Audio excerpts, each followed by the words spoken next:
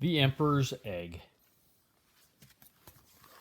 The Emperor's Egg by Martin Jenkins, illustrated by Chapman. Down at the very bottom of the world, there's a huge island that's almost completely covered in snow and ice. It's called Antarctica, and it's the coldest, windiest place on Earth.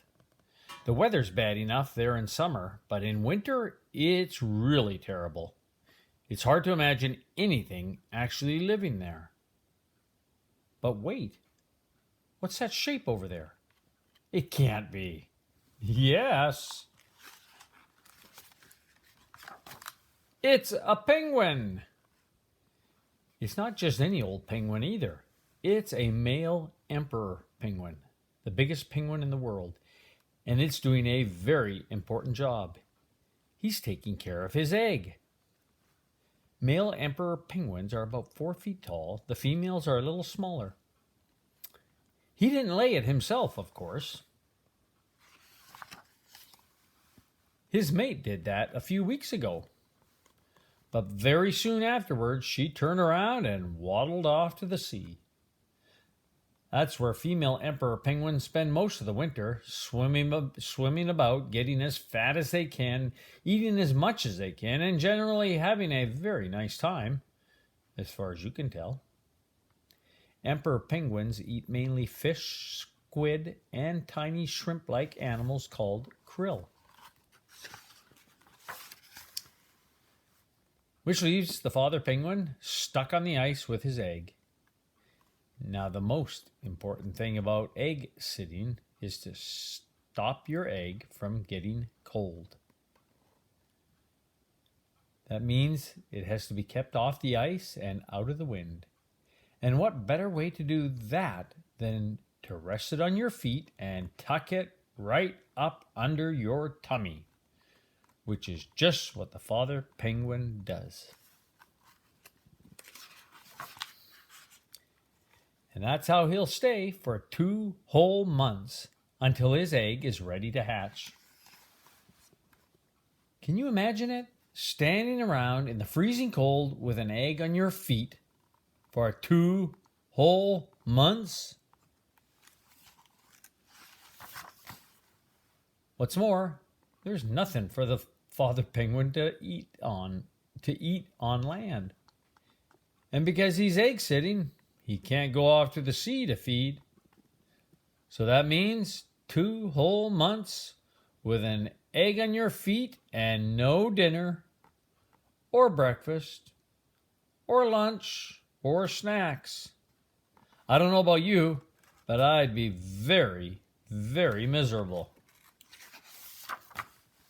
Luckily, the penguins don't seem to mind too much. They have thick feathers and lots of fat under their skin to keep them warm. And when it gets really cold and windy, they all snuggle up together and shuffle over the ice in a great big huddle.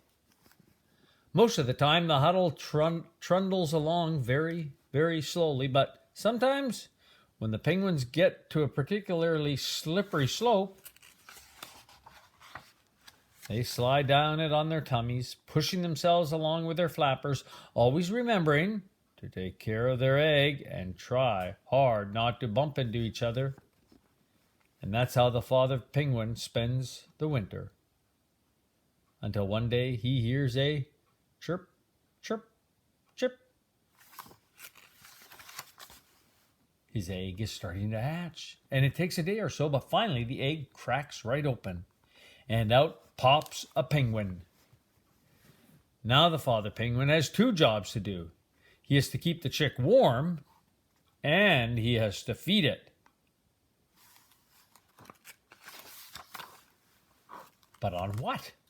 The chick is too small to be taken off to the sea to catch food, and it can't be left behind on the ice.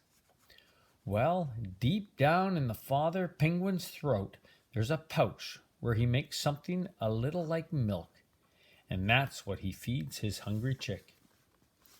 The father penguin can make only enough of the milky stuff to feed his chick for a couple of weeks, but just as he's about to run out, a dot on the horizon appears. It gets closer and closer, and yes, It's Mom! She starts trumpeting, hello! And the father penguin starts trumpeting, hello! And the chick whistles. The racket goes on for hours, and it really does sound as if they're extremely pleased to see each other.